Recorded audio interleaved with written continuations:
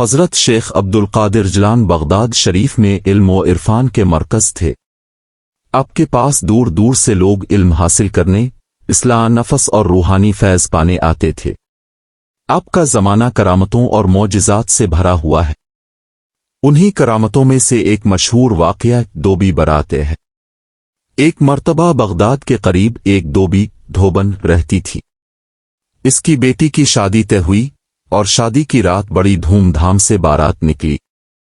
سب لوگ خوشی سے جھوم رہے تھے، ڈھول باجے بج رہے تھے، ناچ گانا ہو رہا تھا اور گناہوں میں لوگ غافل تھے۔ اتفاق سے وہ بارات حضرت شیخ عبدالقادر جیلانی کے مدرسے کے قریب سے گزری۔ اس وقت آپ اپنے مریدوں کے ساتھ ذکر و عبادت میں مشغول تھے۔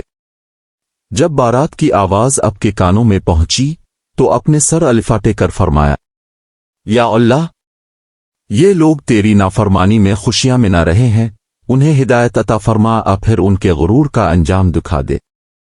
یہ فرمانا تھا کہ اچانک آسمان پر بادل چھا گئے، بارش شروع ہو گئی اور بجلی کڑکنے لگی۔ لوگوں میں بھگدڑ مچ گئی، راستے میں ندی نالے بھر گئے اور بارات کے تمام لوگ پانی میں ڈوب کر ہلاک ہو گئے۔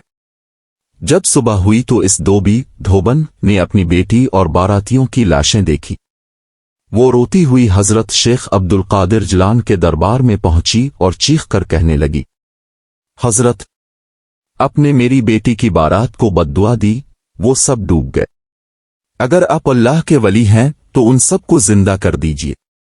حضرت شیخ عبدالقادر جیلانی کے دل میں رحم آیا۔ آپ نے فرمایا، اللہ تعالیٰ چاہے تو مردوں کو بھی زندہ کر سکتا ہے۔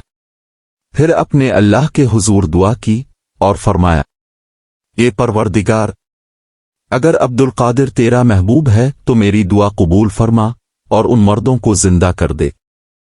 اللہ کے حکم سے اچانک زمین ہلنے لگی، ندی کا پانی نیچے گیا اور تمام باراتی زندہ ہو گئے جیسے کچھ ہوا ہی نہ تھا۔ سب لوگ حیران رہ گئے اور حضرت شیخ عبدالقادر جیلانی کے قدموں میں گر گئے۔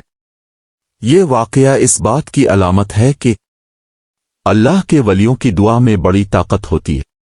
نافرمانی اور گناہ کی حالت میں خوشی منانا اللہ کو پسند نہیں۔ توبہ اور استغفار سے اللہ تعالیٰ سب کچھ معاف کر دیتا ہے۔